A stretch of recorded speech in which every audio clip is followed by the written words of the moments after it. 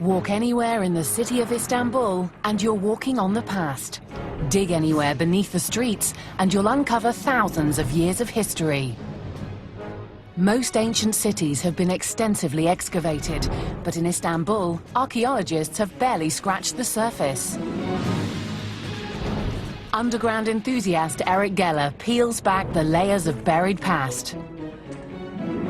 This is incredible. This is very impressive. Pretty amazing. We're underground Istanbul, but in a boat. There's an entire world beneath our feet, layer after layer left behind by the Romans, Byzantines and Ottomans.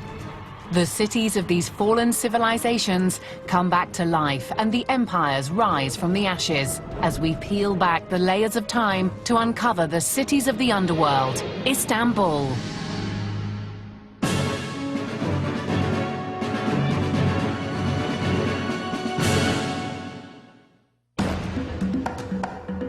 It's been called Byzantium, New Rome, Constantinople. This peninsula sits with the Marmara Sea on one side and the Bosphorus Strait on the other. It's the only city in the world that straddles two continents. Its strategic location made it vital to the rise, fall, and rise again of opposing empires. I'm Eric Geller. I'm in Istanbul, Turkey, and for centuries, this was the most powerful city in the world. But when you're on top, the only place to go is down, and down is where these empires went.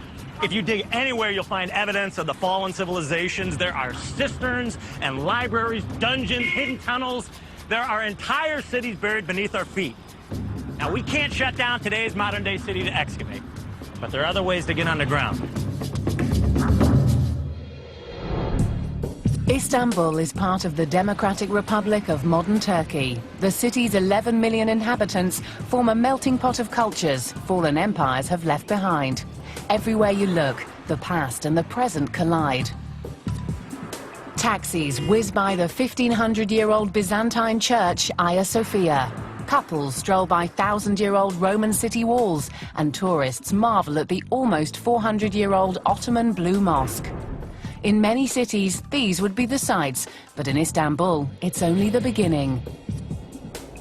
We'll peel back the layers of time, modern houses, busy streets and bazaars, to find a hidden history like no other. Not a catacomb or a tunnel or two, but entire cities, stacked like bricks, each layer of history buried deeper than the next.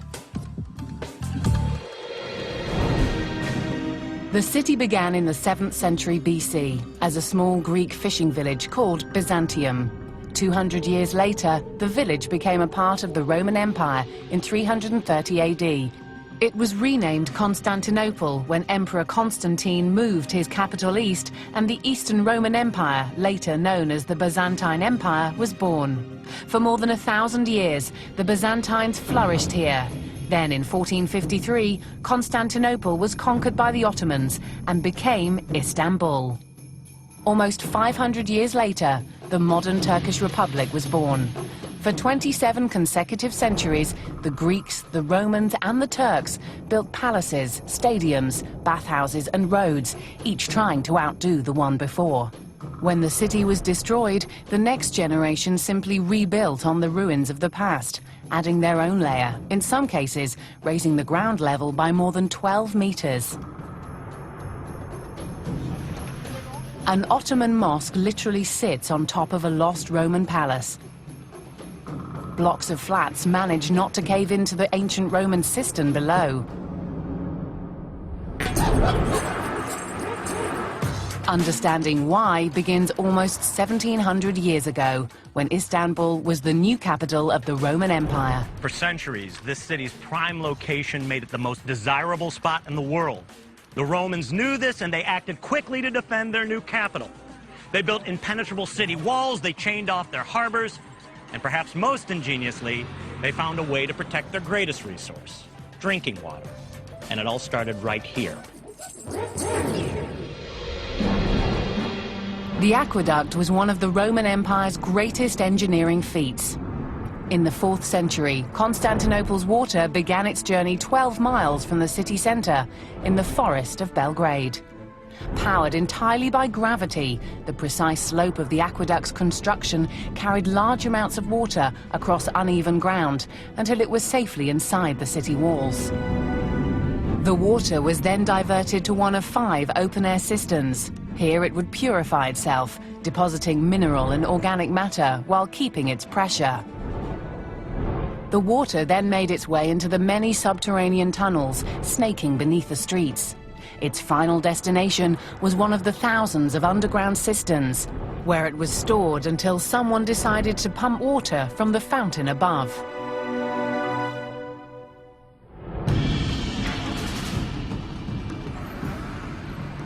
Historical guide Bora Sertbash Bora? Hi, Eric. How are you? takes us to the largest underground cistern in the city. Many believe that it was from here the emperor got his water.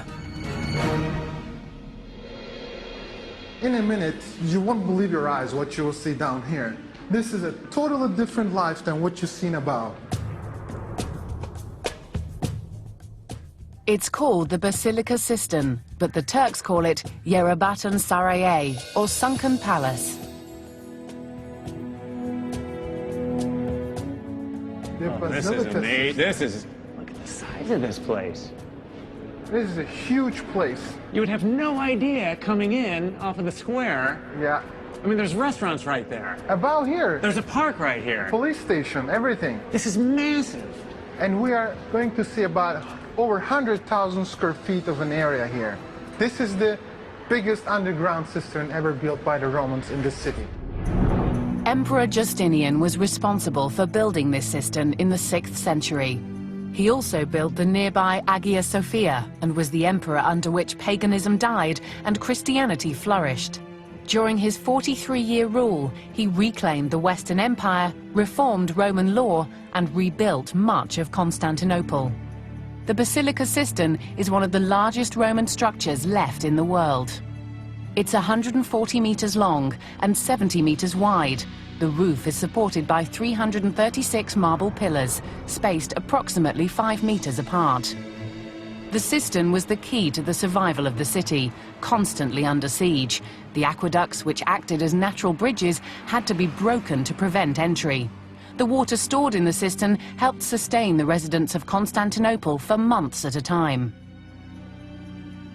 After the conquest, 1453, when the Ottomans came into the city, nobody gave them a tour, okay? So they didn't know where is what. For that reason, the underground systems were not discovered for a long time. But even after they were discovered, the Ottomans didn't feel as vulnerable to attack as the Byzantines, so didn't rely on them as much. The Ottomans' cultural preference for running water added to the cistern's downfall. In the Turkish culture, still water is considered dirty. When it runs, it's clean water, and this is what we use. The Basilica Cistern was forgotten about until 1544, when a Frenchman, Pierre Gilles, became intrigued by the endless supply of water and fish the locals were pulling out of their basements. Gilles is credited with rediscovering the Basilica Cistern after being invited on a fishing trip underground. The Basilica Cistern lies more than 7.5 meters beneath the modern city.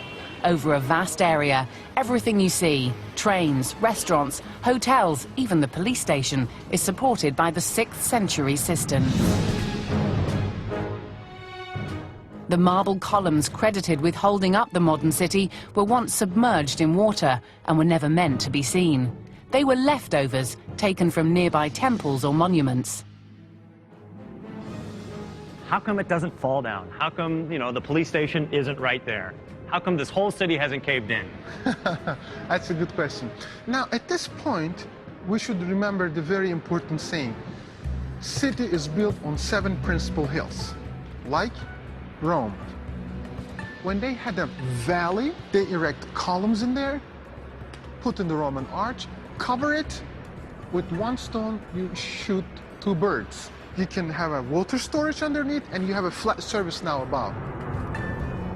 Approximately 1,500 years and 25 major earthquakes later, these columns still support the cistern and the city.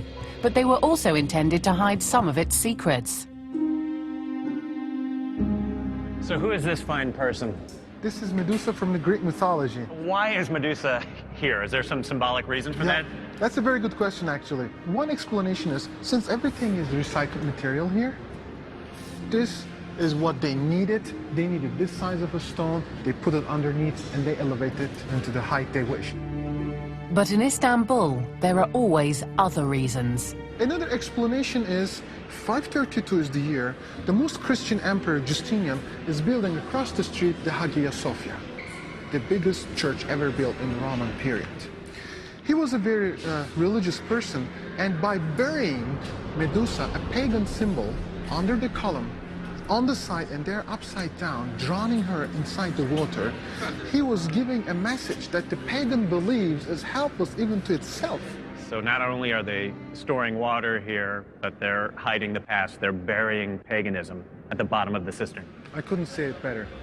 Istanbul has been called the City of Cisterns, and while the Basilica Cistern is the biggest, it's just one of the hundreds of ancient holes forgotten beneath the streets. I would say even some people wouldn't know they have cisterns under their houses, and they're sitting on a heritage of 1,500 years old without even knowing it. Nakash is in the Old Quarter and specializes in quality Turkish carpets, pottery and jewelry, but their real treasure is underground. Owner Cengiz Korkmaz agreed to take us down. Yeah, you can definitely feel the humidity. This is our cistern area. Amazing. Amazing. Isn't that beautiful? It's It's an amazing. incredible place. A cistern of this size would normally require only about 8 columns for support, but this one has 18, indicating an important palace building probably had been above it, not unlike today. You've got a massive store above it, 20,000 square feet roughly. Yes. What kind of considerations do you have to do to preserve this cistern? Actually, in the process of building on top of the cistern, we really thought very carefully. We said we have to keep this place in authentic size and originality. So we did special kind of construction. It was designed by an engineer who came up with a groundbreaking way to build the huge building above while protecting the Roman cistern below. Instead of using reinforced concrete beams, they used steel, causing 10 to 15% less pressure on the structure below, and 30% less than the older buildings once unknowingly built above the cistern. We built more than beams that we needed to distribute the weight of the building above, so not to give any pressure to the cistern. The main thing is that lighter weight, more columns to support it, steel columns. Exactly. 30 steel beams instead of the required 20 were used to distribute the weight. And the engineers angled the building so it didn't sit directly on the cistern. Only 8 of the 30 beams are in contact with the cistern. It cost over £1 million. Without the cistern, it could have cost half that. There's a lot of things underground of Istanbul. And I believe as much as we have on ground, we have much more than that underground of Istanbul. But they're all waiting to be discovered.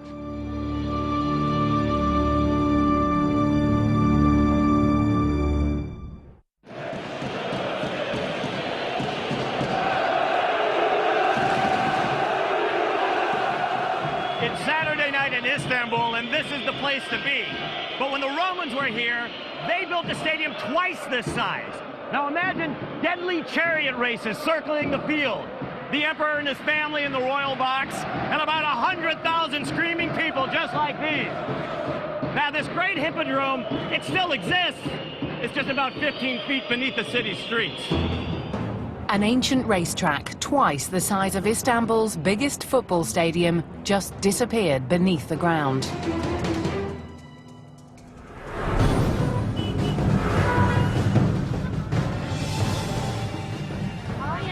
Çemen Feliz Pasha is an historic guide in the busy tourist square of Sultanahmet in the Old Quarter. The modern city has spread far beyond the original Roman city walls and across the Bosphorus Strait into Asia. But remnants of the old city remain. In 306 AD, Constantine became emperor of Rome, called Constantine the Great by Christian historians for legalizing Christianity in pagan times, he also successfully united the vast Roman Empire. As the empire grew east, Rome's influence was stretched. So, in 324 AD, Constantine chose to move his capital to a strategic but provincial city called Byzantium, later Constantinople. Not long after, the Roman Empire's western provinces, including Rome, fell to the barbarians. In 330 AD, the Roman Empire, with Constantinople as its capital, became known as the Eastern Roman Empire, later the Byzantine Empire. Constantine's decision to relocate made Constantinople the most powerful place on earth. The palace, the hippodrome and the church, Hagia Sophia, were the three most important buildings of the empire.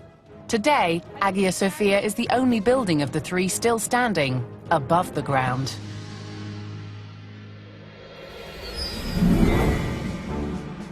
The original hippodrome was built in 203 AD by the Roman Emperor Septimus Severus. But in 324 AD, Emperor Constantine began to expand the original structure to rival Circus Maximus in Rome. He added more seats, enough to fit 100,000 cheering spectators, and extended the U-shaped track.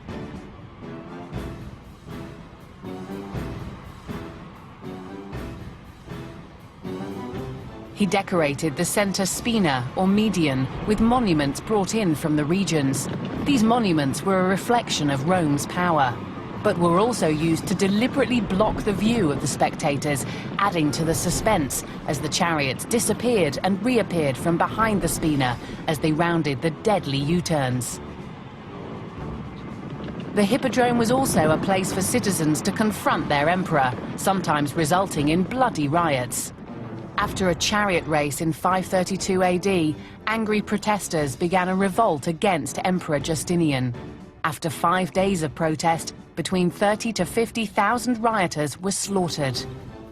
Called the Nika Revolt, the bodies of its victims are rumored to be buried in the bowels of the hippodrome. Byzantine bones, spectators' seats, no one knows for sure what they'd find layered beneath today's pavement. But 3 surviving monuments from the hippodrome's spina serve as the perfect gauge for determining how much the ground level has changed in almost 1,700 years. If you go look down, you can see the original level of this spina. Sure, right. It is like almost 15 feet down. But Chimène suggested before we went down, we should go up to really understand the evolution of the hippodrome. We were given special permission to climb one of the 6 minarets or towers of the famous Blue Mosque, the highest vantage point in the old city. The iconic mosque took the Ottomans 7 years to build.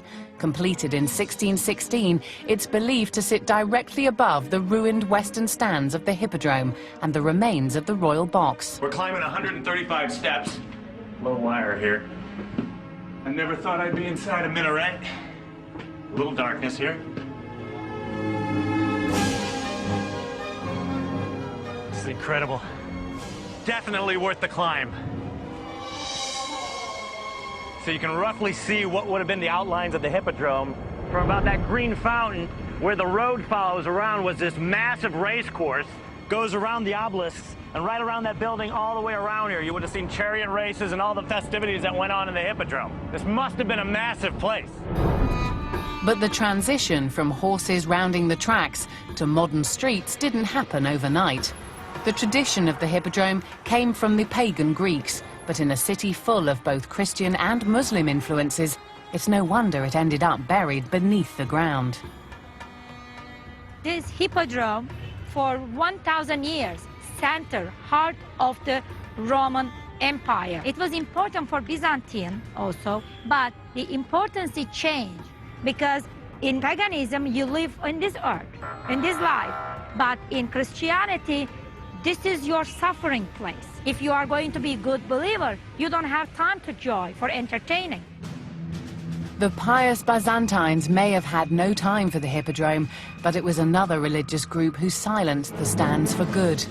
In 1204, during the Fourth Crusades, the city walls were breached and the city was pillaged beyond recognition. Almost everything, including the hippodrome, was destroyed.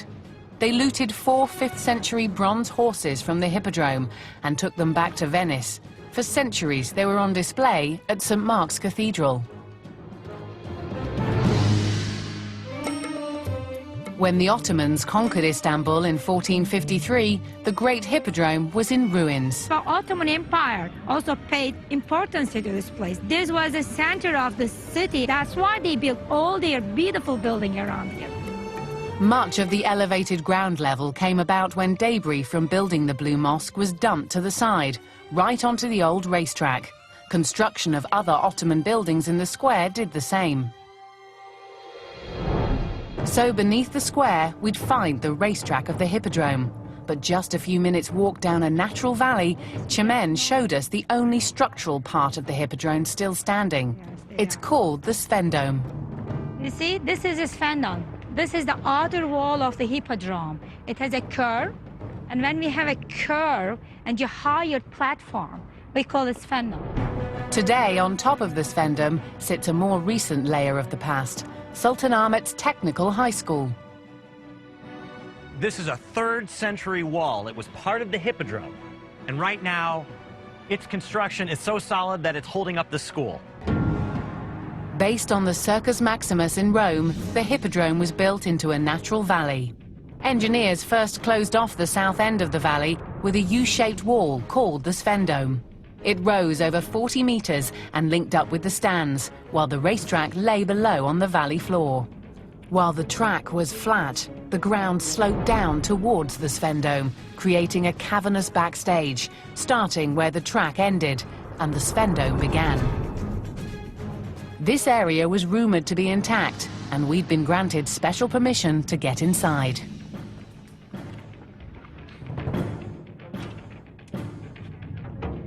A little difficulty opening the gates to the Hippodrome.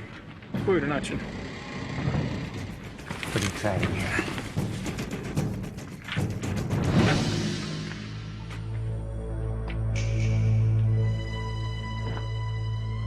We have some friends down here. We got some like little dung beetles or something. Whoa, whoa, whoa. What are we seeing here? It looks like actually like it's sort of naturally filled in on itself, like maybe the roof gave in. I can't tell if this was filled in or not.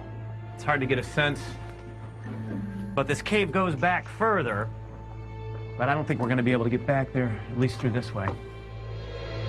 Off the circular corridor were about 6 rooms, and inside each, a caved-in entrance to another tunnel, possibly leading to the Hippodrome. So this room and all these other chambers like this would have been behind the scenes. It would have been like in NASCAR, a pit stop, right? The race car blows a tire, needs more fuel. They might have come right in here. They could have had chariot supplies, wheels, water, anything you need. And 100,000 screaming people were standing right out there. I see steps. Oh, wow. Can you hear that? Can we explore down here? I hear something scampering around. Be careful, Eric. I'm trying to be careful here. Looks like it's a good 30, 40 feet up from here. And the masonry and the stonework looks impeccable. And it'd have to be if it stood up for, oh, let's say 15, 1600 years. Looks like I can't take another step down because it looks like it's flooded out down here. Yeah, this does look like it's probably the end of the road for us. Water seemed to prevent further exploration until... Hassan Bey? Yeah. Nice to meet you, Hassan. Hassan Oral is an urban cave explorer who's navigated tunnels and waterways beneath the entire city. Take some of the boats. Okay. So we've got simply a rubber raft in there? Yes. Rubber boat? Yeah. Okay. Have you ever been in here before? Have you been? No, this is the first time. Yes. So you don't know what you're going to find, do you? No. Down is Right.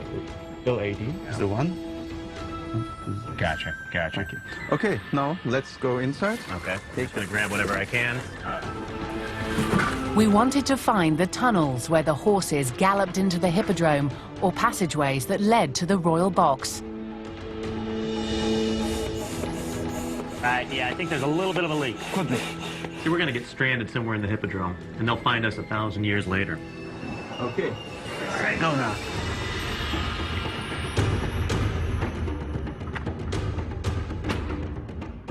What do you think? Now, going on my knees, I'm guessing? Yes. Yes. To the knees, this is the best. Yeah. Okay. Good. Okay, can I have a Good. paddle? Here's a paddle for you. It's pretty amazing. We're underground Istanbul, but in a boat. And we're paddling through the hippodrome. And clearly you're getting runoff from pollution from the streets. It smells like feces. I mean, I don't know what's down here, but it's not very pleasant. But this used to be the center of the city. I mean, you hate to say it, but this very well could have been a toilet for the hippodrome, right? This could be ancient shit that's floating in this water. Seems like about every, 20 or 30 feet, we find a new chamber. There could have been supplies here, storage for chariots. I mean, it's big enough to be a stable. There could have very well been horses in here. This could have been where the athletes prepared or the circus entertainment. Looks like there's some debris over here. I can't even make this out over in the corner. It's concrete, not... That is concrete there. We had hit another layer of history. The wall was clearly not Roman or Byzantine. Hassan explained that the Ottomans turned the sphendum into a cistern for water storage. The walls were covered in concrete, and based on the water everywhere, the cistern was still doing its job. So this isn't our way, but we've got to see what's behind this. Right? We've got to keep going, right? Yes, let's climb. All right, let us climb.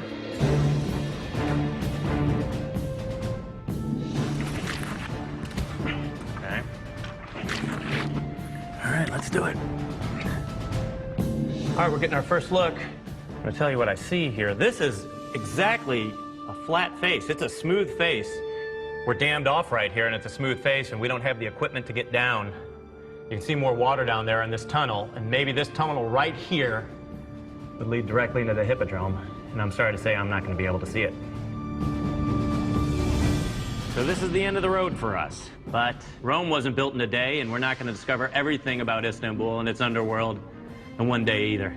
And Hassan, you're going to be the one who gets to find out what's over there, huh? Yes, I think that we will come with more people and some more equipment, that we have a look what's there.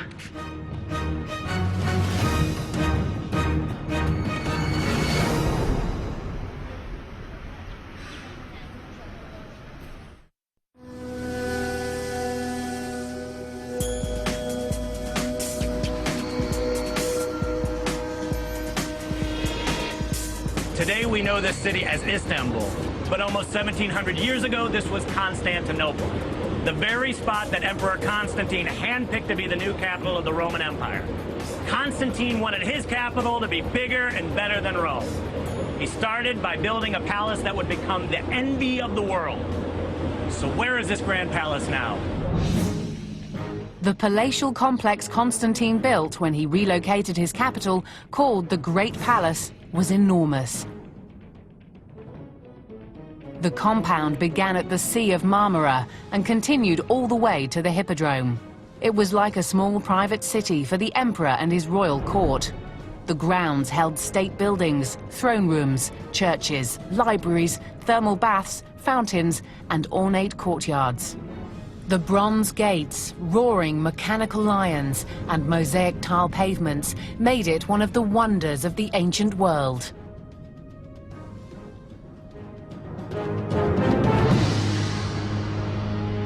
But towards the end of the Byzantine Empire, the royal family left this grandeur for a smaller palace further inland. No one's exactly sure why, but this decision was the start of the decline of the Great Palace. When the Fourth Crusade sacked the city in 1204, the Crusaders are said to have lived in the remains of the palace they helped to destroy. The Ottomans conquered in 1453 and began to rebuild the area to suit their needs, recycling materials left behind. Soon the walls of the palace became walls of Ottoman homes. Byzantine stones helped build new mosques. After 470 years of Ottoman rule, the Great Palace slowly disappeared beneath the ground. Until 1912, when a fire raged through Sultanahmet Square, destroying hundreds of homes. As the debris was cleared away, Constantine's Great Palace rose from the ashes.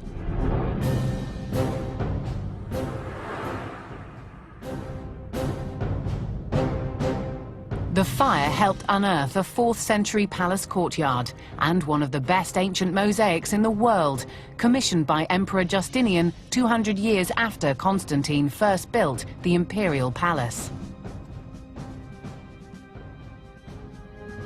So essentially, this grand mosaic is a sidewalk for emperors. They would have strolled onto the hippodrome, perhaps, or another part of their palace.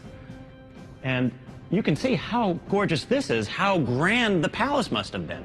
It's not hard to imagine that Emperor Justinian himself followed the same path that I am, of course, on the mosaic. The mosaics were part of a royal peristyle, or enclosed courtyard lined with columns. The courtyard was part of the massive complex of the Great Palace. 2,690 square feet remain, about an eighth of the entire size of the courtyard. But 1,500 years ago, the mosaics would have covered approximately 20,000 square feet.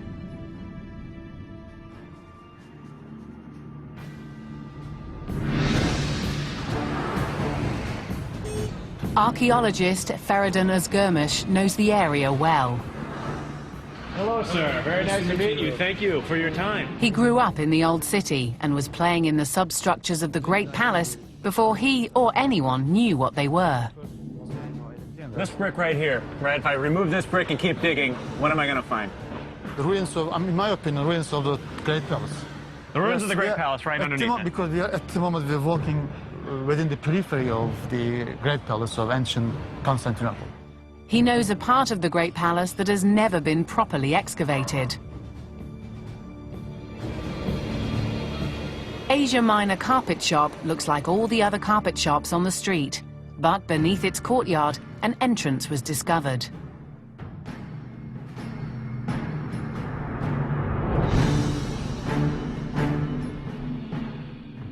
One wheelbarrow at a time, they emptied the hole and exposed 5 vaulted chambers, believed to be part of the substructure of Constantine's lost Great Palace.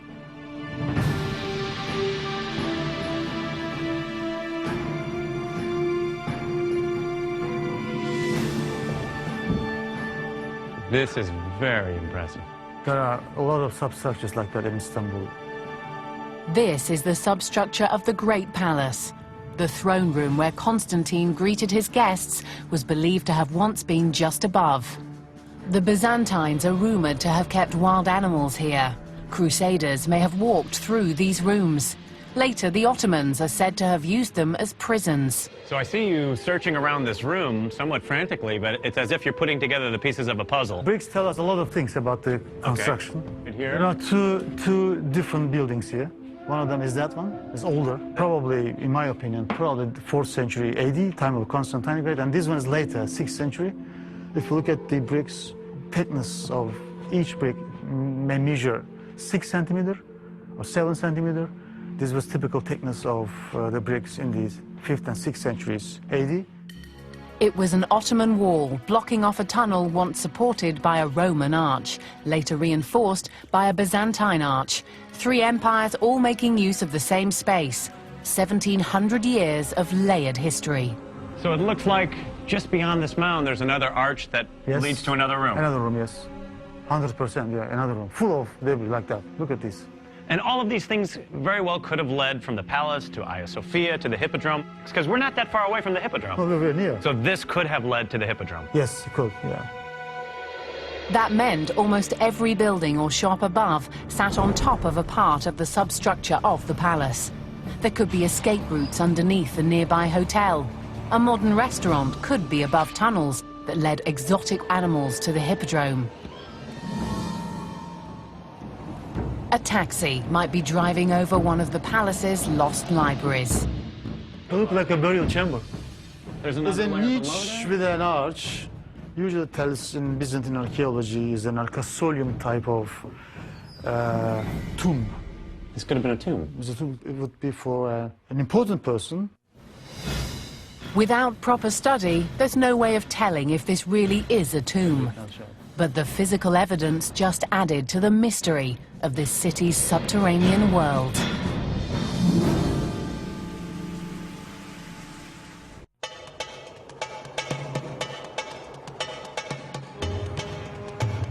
After almost 300 years of Roman, 1,000 years of Byzantine, and 500 years of Ottoman rule, Istanbul's underground is like a museum collection of exquisite cisterns, priceless mosaics, and secret palatial rooms. But these treasures share the soil with a more sinister side of Istanbul's past. Recently, in the quiet district of Balad, one of the Byzantine Empire's most brutal and notorious dungeons was found. Guide Ali Pasha and chief archaeologist Shirin Akunca agreed to show us the 12th century Animus dungeon. Watch your steps, and watch your head as well. Where the most common form of torture was to burn out a prisoner's eyes.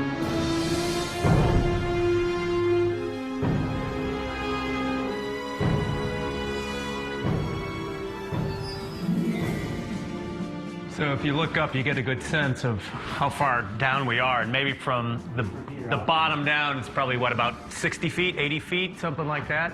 I mean, you get a sense of how many rooms, at least just from off this view. There's 1, 2, 3, 4, 5, 6 sections that I can see just right here. So this looks like quite a maze here. This nearly 1,000-year-old prison was an annex for the nearby Byzantine Tekfur Palace. Unlike the early Romans or Ottomans, whose rulers all shared a bloodline, anyone could become the next emperor of the Byzantines. Over the next 350 years, plots to kill the emperor were so common, he needed a place large enough and a punishment severe enough to hold on to his power. So what happens is to you, they start torturing you, they blind you, and they cut your tongue, they may pierce your eardrum, they may even castrate you. So they may keep you for forever here until you're nobody, nothing, just a kind of a creature, cannot speak. Not a pretty place to be. No, no, really. Not long ago, this dungeon was full of debris. Locals had heard of it, but no one could have imagined something so huge was buried directly beneath this 16th century mosque. The dungeon is shaped like a backbone. The long corridor that becomes wider towards the end resembles the spine, and the 12 vaulted chambers branching off on each side, the vertebra. The subterranean dungeon is believed to have ranged from 18 meters to 24 meters in height, with wood planks that have since disintegrated separating the floors. Rooms were approximately 3 meters wide and over 10 meters long. 12 Byzantine arches act as support for this underground structure, along with the rocky hill the dungeon was built into. Shirin Akunca has only begun to clear out one side of the dungeon. An identical wing is believed to be buried alongside. More is buried beneath Estambul, and a worsening traffic problem became the catalyst to discover it. How are you, sir? Thank you very much. Murat Öztürk is overseeing one of the world's most ambitious public transportation projects. The Marmaray project adds over 200 miles of tunnels to Istanbul's underground. The end result will be the third largest metro system in Europe, and it's expected to ease the traffic congestion of the city by 40%. Öztürk shows us deep into the bowels of Istanbul's underground.